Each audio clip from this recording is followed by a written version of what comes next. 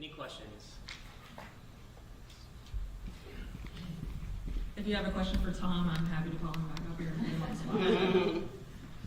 My question is, you have a lot of good words up there, but I didn't see much about results from implementing those words. Breach. Agreed. Agreed.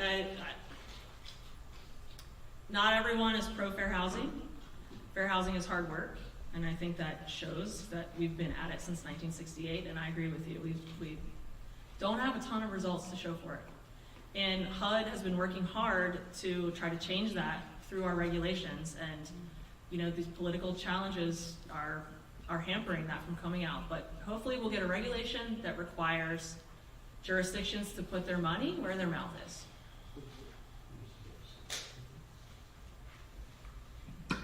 Another goal and objective you might have has to do with information outreach, putting the results that you have or lack of results out to the community. Maybe that would make it harder or easier for you to do implementing the words. That's a really good point. I can say that the proposed rule created a really robust enforcement process where HUD is putting up, first of all, taking complaints, from folks that are seeing jurisdictions that are failing to AFFH, but putting everything transparently up on a website. So a jurisdiction submits a plan, it sucks, we tell them to fix it, we tell them how to fix it, all that goes on a website so that folks can see what's not AFFH and what is AFFH. That was the plan in the proposed rule. Yes, ma'am.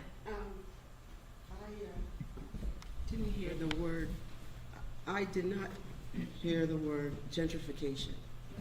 I live in South Arlington, and I own my unit, but now I see that there are at least 3 sites with very expensive condos, like starting at $700,000 and up. So what is Arlington County going to do about that? In essence, it seems that the mission seems to be push all the people of color out, make it too expensive. Also agree that gentrification is a problem. I think the term you heard Tom and I use is displacement. Oh, okay.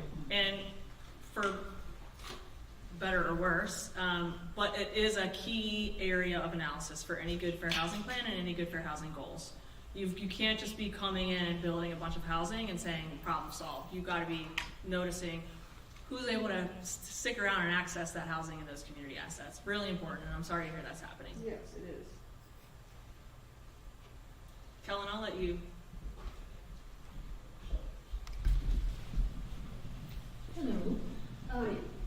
Thank you so much for mentioning the 2015 Inclusive Communities decision. I remember when that happened, there were a lot of folks that were really excited about the potential for a whole bunch of things in the country that were happening to be declared discriminatory, and then they would go away. So for instance, one of those things was exclusive single-family zoning. So we've been tackling single-family zoning through the planning and zoning side, but I haven't heard it being tackled as much through the legal side.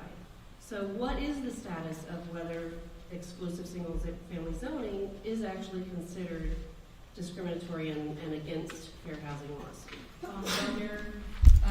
Tom, get up here. Tom, get up here. So, just briefly, that court decision said that neutral policies, like single-family zoning or criminal screening policies, that have an unjustified disparate impact on a protected class violate the fair housing law. You don't have to be like evilly intending to screw over certain people in order to violate the law. We would like to see more litigation there, but Tom has actually been at the forefront of some of that, including single-family zoning. So I think, first off, there are cases being litigated around the country around exclusionary zoning. But I think there's 2 things that are sort of constraints on the Fair Housing Act's disparate impact standard being the thing that just sort of waves away exclusionary zoning and gets rid of it as an obstacle. One is that the very nature of that legal test, that legal framework, is that it is applied in specific factual circumstances in relation to specific neutral policies. So it's not like you don't have a challenge to the idea of single-family zoning in the abstract. It's how is this zoning ordinance being applied to this particular development proposal, and does that have a disparate impact? And you can get a ruling that says that it does, and that it's unlawful, but its precedential value is still helpful for the broader fight against exclusionary zoning, but it's not a ruling that just says this practice categorically violates the law.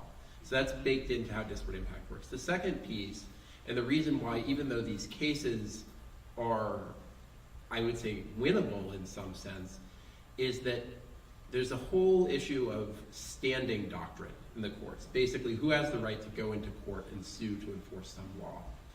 And in the specific context of zoning, going back nearly 50 years, the courts have basically more or less held that you're not going to have standing to bring a zoning case unless there has been some kind of application to change the zoning that's been rejected. The problem is that if you're a developer, whether mission-driven or not, taking on the pre-development costs, buying land or getting an option to purchase land, developing the materials you would need for an application for a zoning change, all of that work, hiring lawyers, hiring architects, hiring consultants, this is hundreds of thousands and sometimes even over $1 million of work on the very, very, very front end, with the speculative possibility as to whether the municipality is going to agree and grant your change.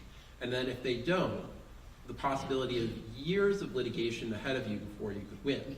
So even though the policy that you're trying to change may well be illegal, even if you feel okay about the likelihood of a court ruling that it's illegal, the path from point A as a developer to accomplishment is a long, expensive, and circuitous path. And also those very same developers, when they're trying to do work in places where the zoning barriers may not be as intense because, say, it's maybe a transit-oriented site where the jurisdiction is already bought into there being density, they're worried about poisoning their reputation with the local government if they get this, if they fight on the other project, right? So there's just some real structural reasons why litigation can be helpful as we push back against exclusionary zoning, but that 2015 decision by the Supreme Court wasn't likely to change everything overnight.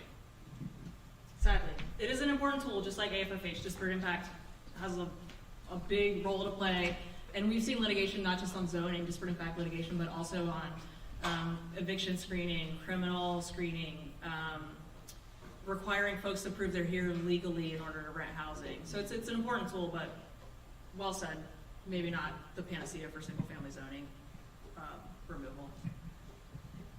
Good morning. Good morning. Thanks again for the presentation.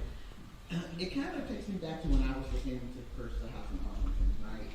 And so I remember I had an African-American real estate agent, and I remember going to a particular house, looked at it, liked it, it was a little too expensive. They dropped the price of the house, and then so I went back and was going to place an offer, and the owner, of course, he saw the two of us. He said that he was going to go back up to the price where it was. And so I was like, how was that? I just didn't think that was right.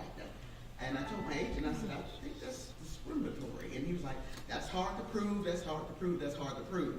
So I guess my question is, how many cases similar to that come to the forefront? Where is that data? Basically, where's that? Sorry, I mean, I ended up getting a better house, so it worked out. But I'm sure that happens more than I probably know. It does happen. I'm really sorry that happened to you.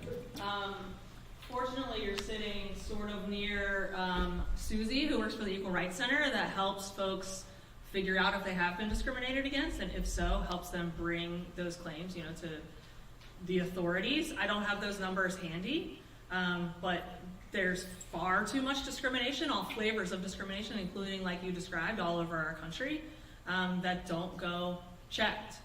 So talk to Susie, talk to Housing Opportunities Made Equal. If you're within your statute of limitations, maybe they can help you get some relief. But the Virginia Fair Housing Office and HUD does publish numbers of complaints, like by protected class and whether it's rental or sales. So the data is out there, I just don't have it handy. Helen, do you want to conclude? Okay. Thank you, and Mr. Silverstein, but I want to go back to an issue that he talked about. He talked about the housing costs being too high in Arlington County, and that we should look at Montgomery County. But I want to, are you Mr. Takis from the county? I didn't want to. I remember one, no, the reason why, no, I remember ones that we talked to when I was a part of the Arlington neighborhood college or whatever, and you were there as a presenter, and you talked about the problems that the county had in implementing a lot of rules and what have you because of the Dillon rule. And that's what you mentioned as well. So the thing is that if we have this massive, I don't know what the Dillon rule is exactly. I looked it up a little bit, but I know that it is a barrier to local communities having independence in enacting their own rules and what have you. So could you elaborate a little bit on that? So the Dillon rule basically says that local governments only have the powers that are expressly granted to them by the General Assembly or that are necessarily implied by an express grant of power from the General Assembly. And the Dillon's rule is often posited as a counterpoint to what in some other states you have, which is home rule, which is basically the idea that municipalities have this sort of general ability to legislate and regulate in favor of the public health, safety, and welfare, powers that the state has in Virginia. So this is a judge-created doctrine. This isn't something that's in the Virginia Constitution. This isn't something that's in statute. This is something that the Virginia Supreme Court many, many, many, many years ago, probably in the 19th century, although I don't remember the initial decision, decided would be the law of the land in Virginia. It is something that could be changed by state law, although it would have to be changed at the state level. Arlington can't change the Dillon rule or Dillon's rule. And it's something that can be worked around on an issue-by-issue basis, even if the rule is still in place as a background factor, because the legislature can, confer specific powers onto local governments. So an example of this is actually, that's relevant to housing, is inclusionary zoning. Back in the 1970s, Fairfax County actually became the very first jurisdiction in the entire country to enact inclusionary zoning, a couple of years before Montgomery County did. The Virginia Supreme Court said it was illegal for two reasons. One, they said it violated the takings clause for reasons that were sort of misguided, but ultimately addressed through just the design of the program. But the other thing is they said that the Virginia Zoning Enabling Act didn't authorize Fairfax County to have an inclusionary zoning program. But in the late 1980s, in response to political pressure, the General Assembly passed a law that said that Fairfax County and some other jurisdictions could have inclusionary zoning. So there's sort of two avenues of ways of dealing with three avenues of dealing with the issue. One is, at some point it would be a good thing if the whole Dillon's rule framework were done away with because it's bad, but that would change at the statewide level. The second is, you can have enabling legislation at the state level that allows local governments to do specific, particular things that they've been held back from doing, even with Dillon's rule still being maintained overall. And then the third thing, which is what jurisdictions like Arlington have to grapple with in the meanwhile, is you have to, even if your plan A best policy solution is off the table because of Dillon's rule, you have to think about what are your alternatives that could achieve the same thing. So I spoke earlier about preventing displacement and via evictions, and you can have things like rent stabilization and just cause eviction protections, which can be very effective at doing that. Arlington probably can't do that lawfully right now, but Arlington can spend money to pay for eviction defense, to pay for landlord-tenant lawyers to represent tenants in court, and they can pay for emergency rental assistance to help tenants who are struggling with rent, behind on their rent, to get caught up. So there's sort of 3 tiers of how you respond to that Dillon's rule dilemma. Told y'all. I think we're getting the hook from Helen. Thank y'all again so much.